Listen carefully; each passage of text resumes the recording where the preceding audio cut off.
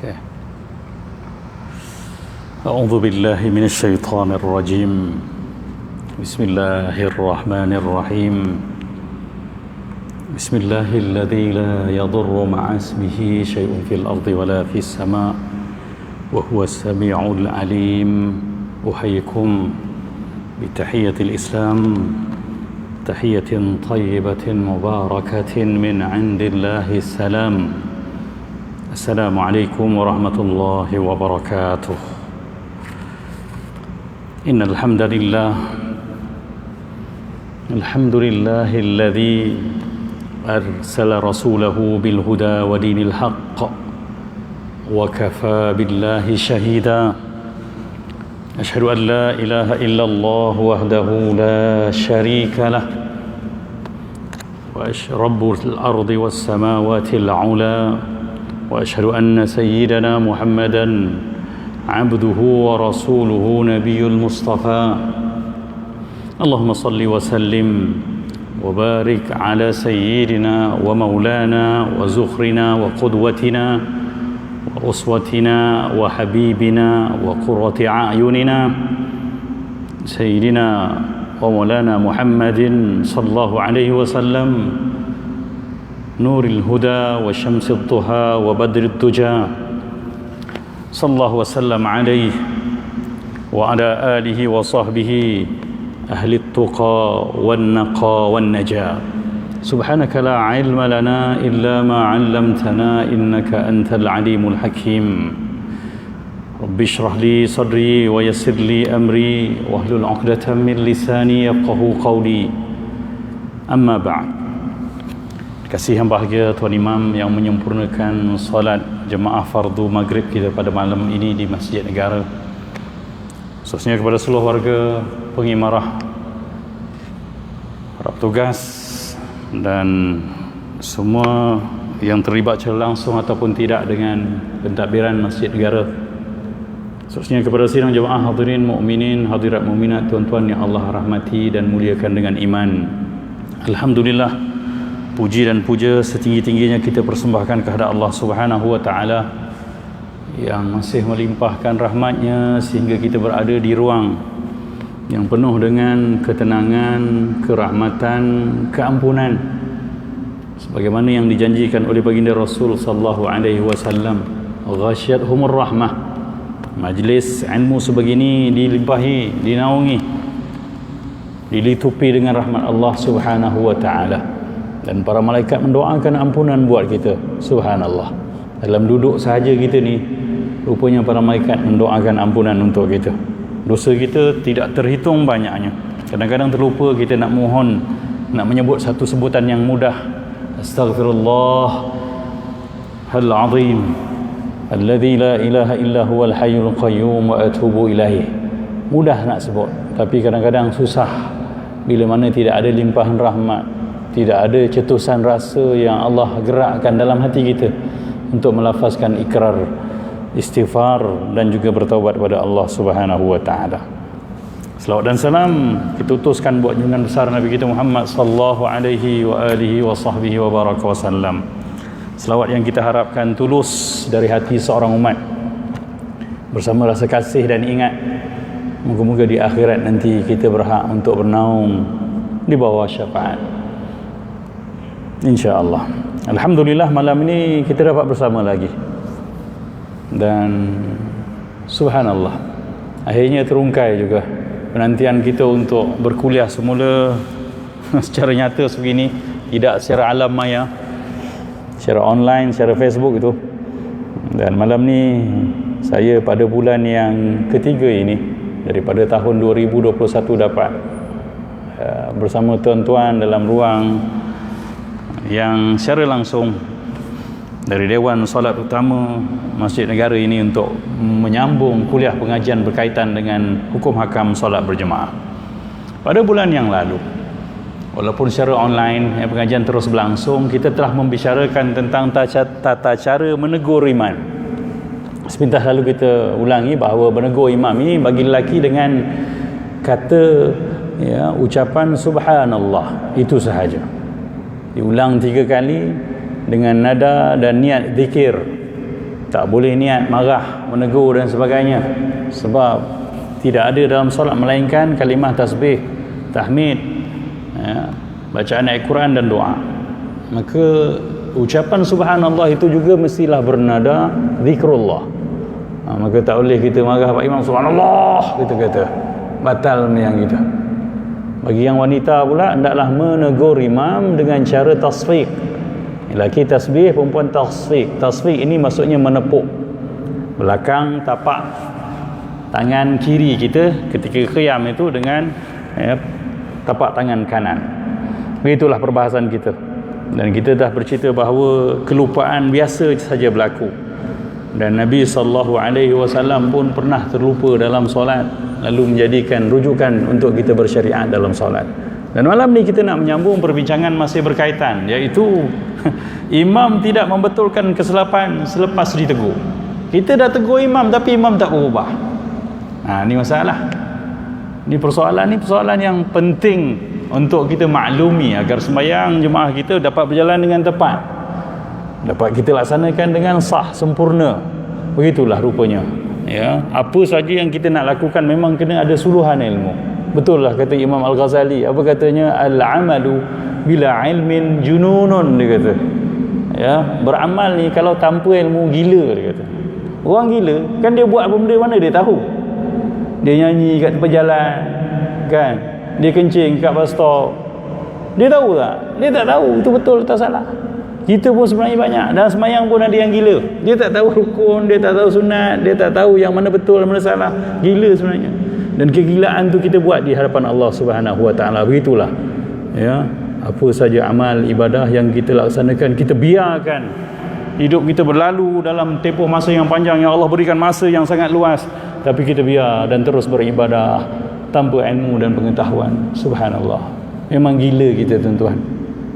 Gila dengan kegilaan yang tak boleh diteruskan dan petaka yang sangat besar. Kalau kegilaan ni kita biarkan beramal tanpa ilmu sampai hari kematian kita.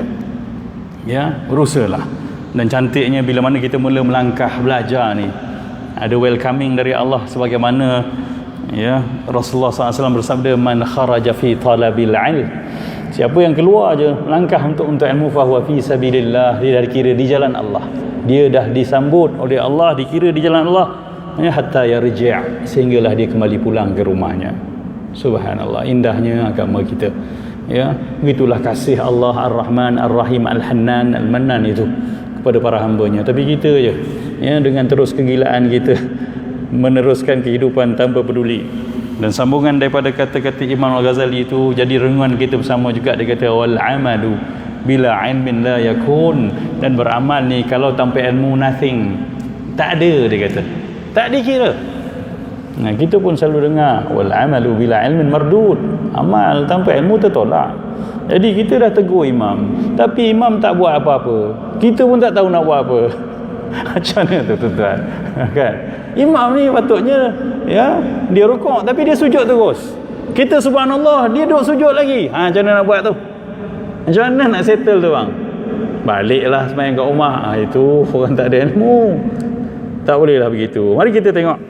Perbincangan ini telah pun dibahaskan oleh Imam An-Nawawi dalam Al-Majmu' juzuk 4 halaman 135, menyebutkan bahawa permasalahan imam yang meninggalkan satu perbuatan walaupun telah ditegur dengan tasbih subhanallah,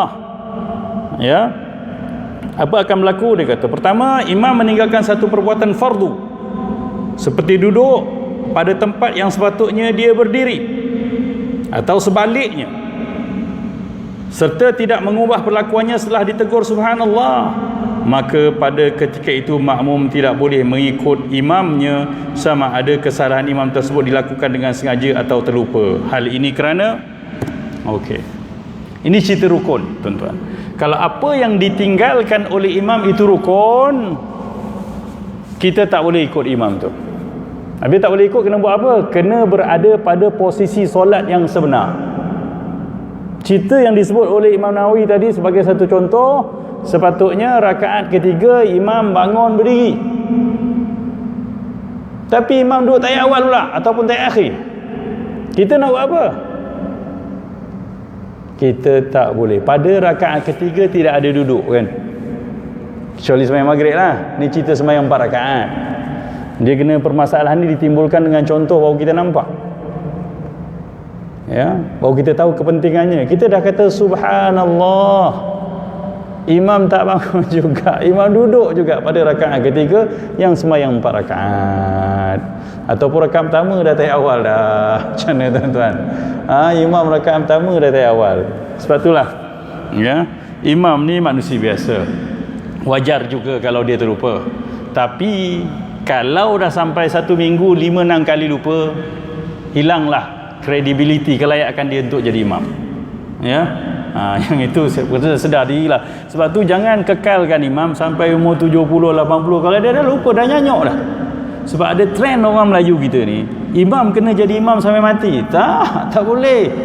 Suara dah tak ada dah, tak keluar baca Fatihah. Bismillahirrahmanirrahim. Allah. Wala dhalim mensayu kita dengar. Wala dhalim.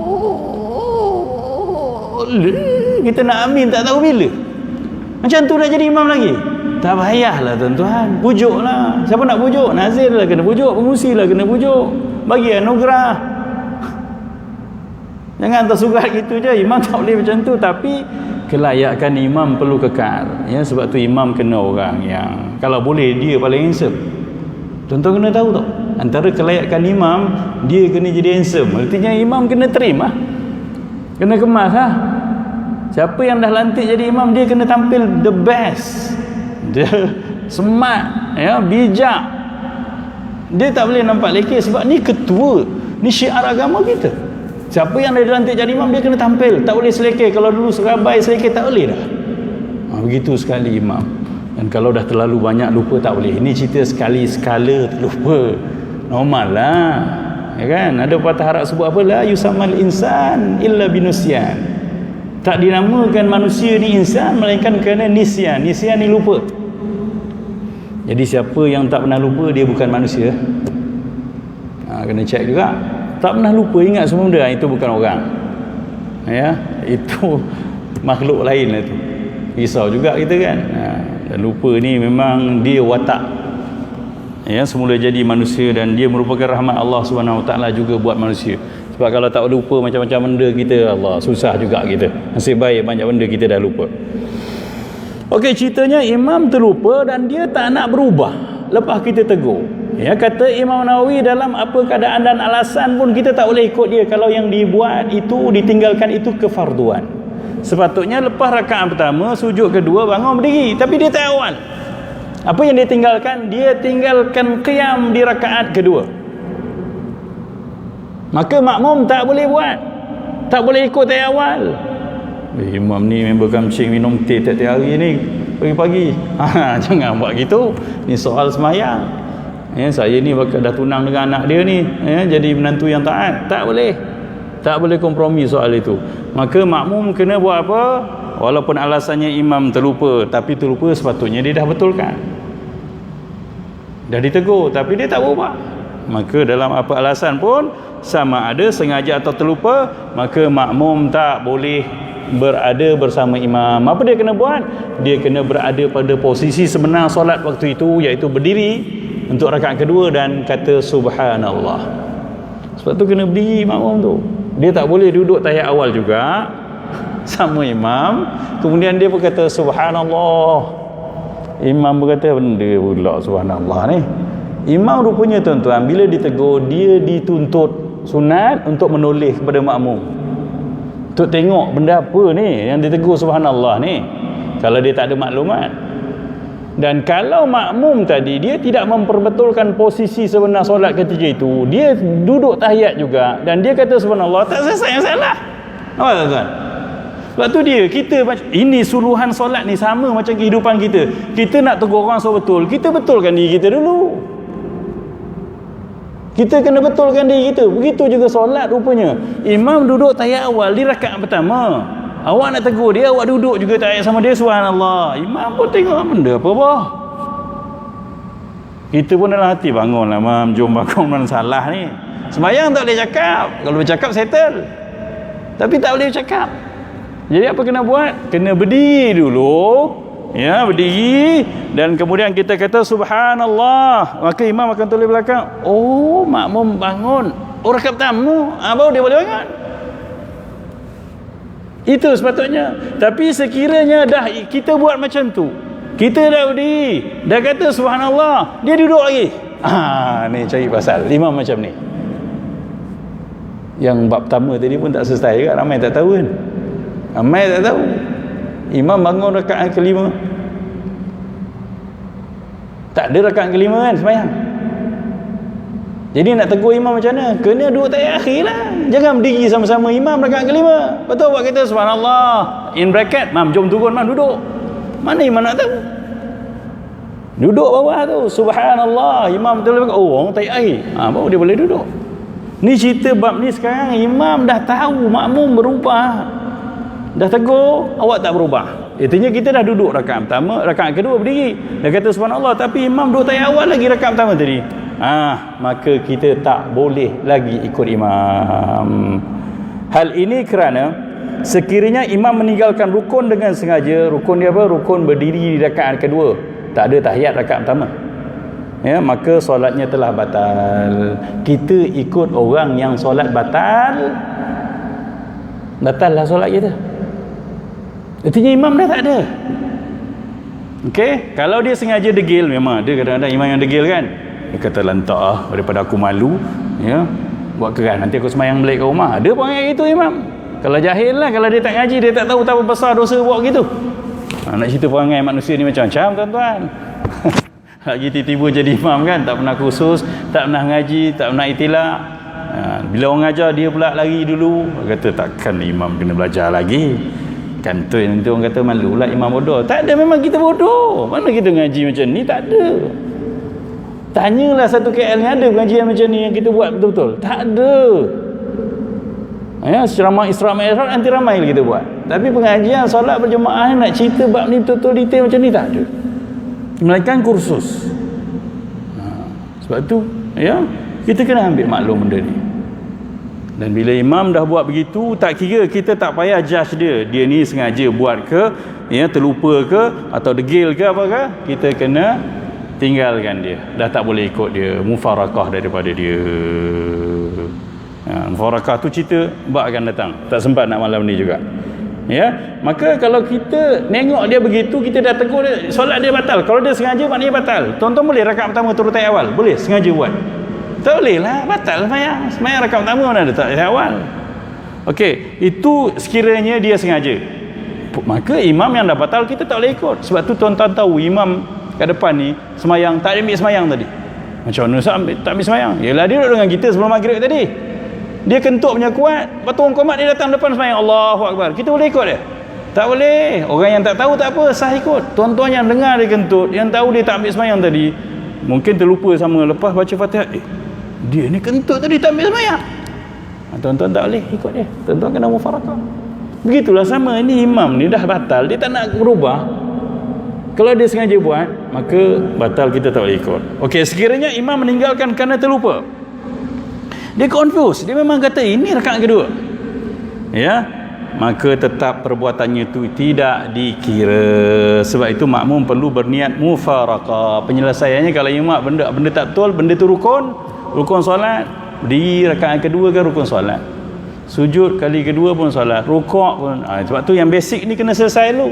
Kalau rukun solat yang 13 pun tak ingat, susah juga nak sembang bab ni kan. Ni dah cerita bab solat berjemaah. Maka makmum kena niat mufarakah. Benda apa pula ni Ustaz? Itulah banyak benda kita ngaji semayang ni. Mufarakah ni erti niat berpisah, bercerai daripada imam, bertalak 3 dengan imam. Ya, kau bukan imam aku lagi, ya, bukan imam macam ni, ketua solat aku mesti orang yang faham.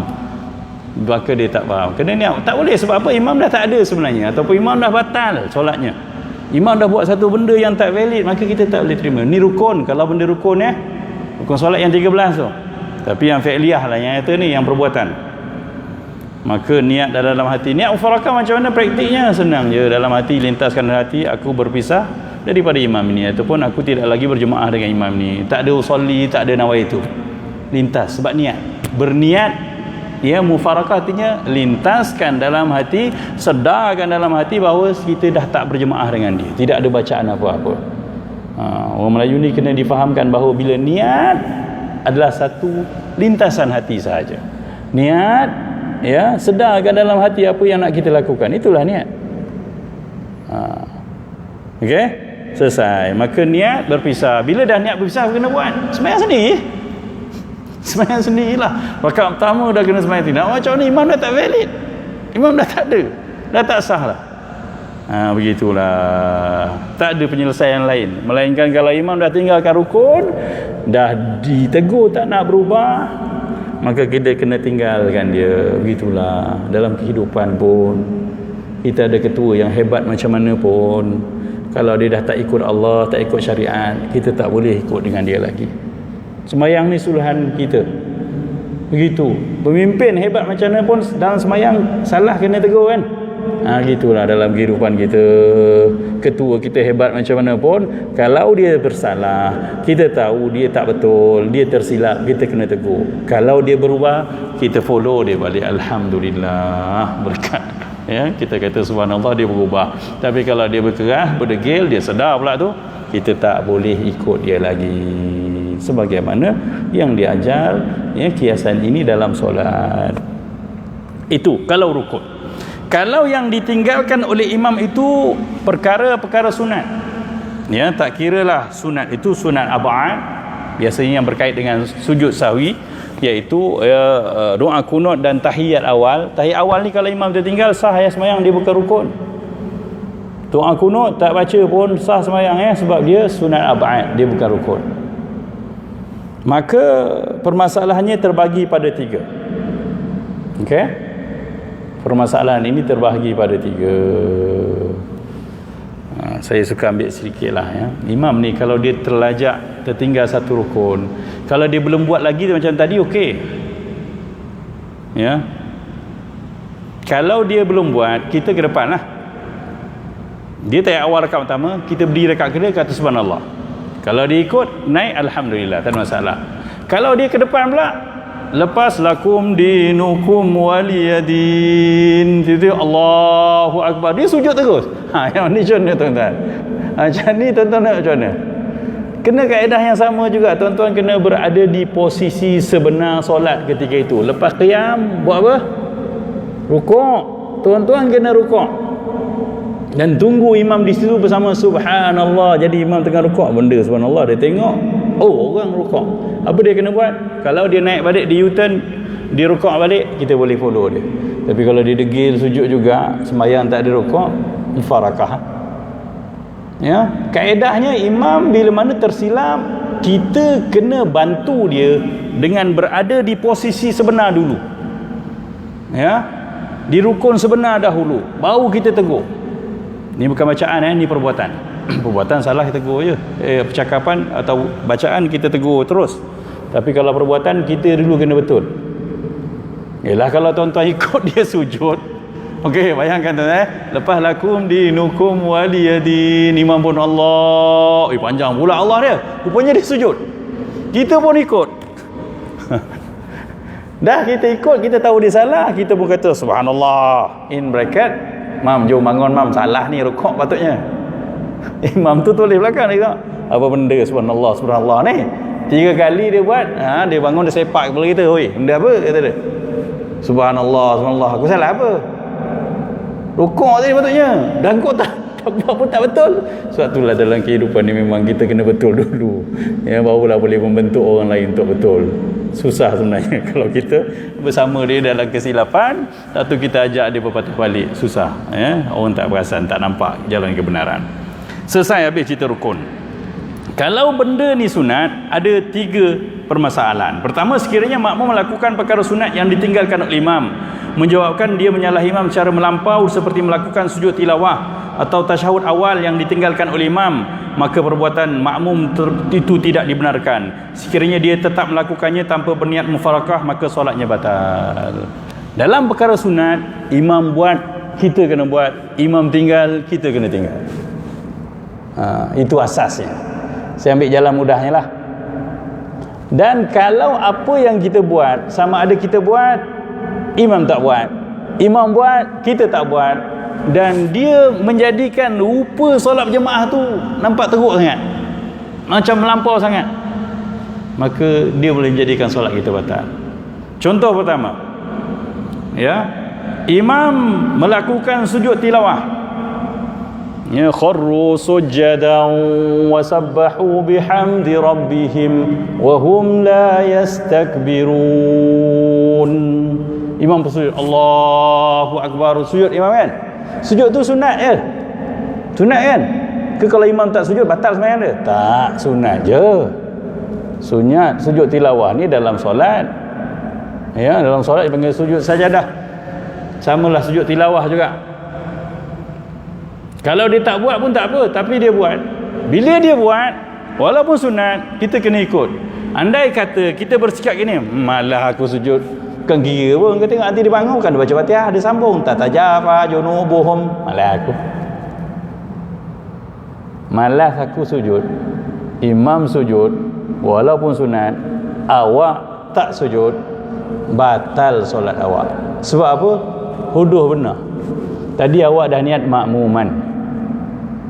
Makmuman apa? Mengikut imam. Sekarang imam buat apa?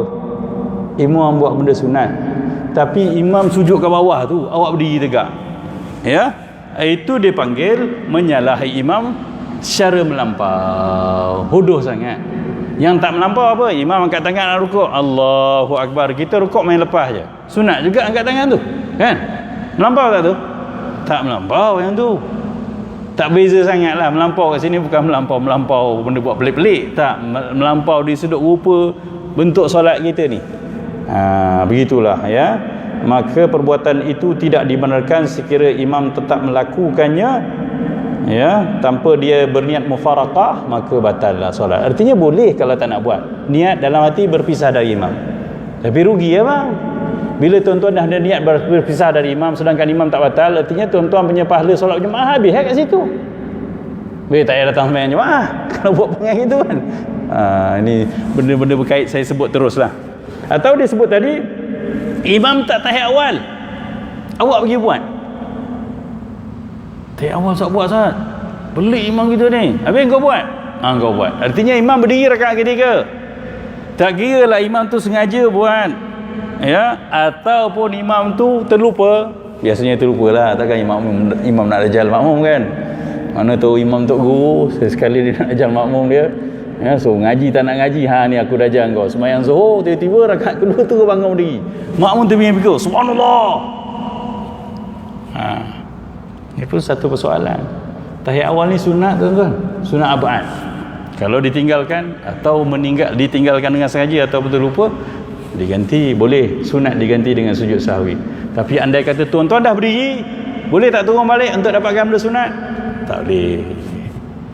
Ya, biasanya imam terlupa rakaat ketiga, ya, dia bangun berdiri, Allahu Akbar, makmum kata subhanallah, dia boleh hitam balik? Tak boleh tuan-tuan. Imam pun kena tahu. Sebab apa? Kaedah menyebut apabila kita telah berada pada satu rukun, kita tak boleh U-turn untuk mendapatkan benda sunat. Tak boleh. Berdiri di rakaat ketiga tu adalah rukun solat, sedangkan tahiyat awal adalah benda sunat.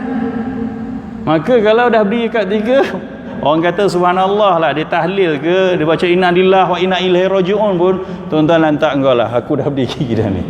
Kalau jadi imam kena kuat tu, ya. Janganlah subhanallah, subhanallah, okey aku turun lah, habis ya.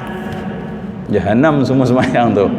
Okey, dan ada makmum pula, bila mana imam dah naik ke rakaat ketiga, dia buat jadi hero pula kat belakang. Kau tak baca tak apalah mam, aku baca seorang-seorang. Yang ni berlakulah, imam meninggalkan benda sunat dan makmum melakukannya dengan cara, ya, menyalahi imam secara melampau. Melampau macam mana? Yalah imam berdiri, awak duduk.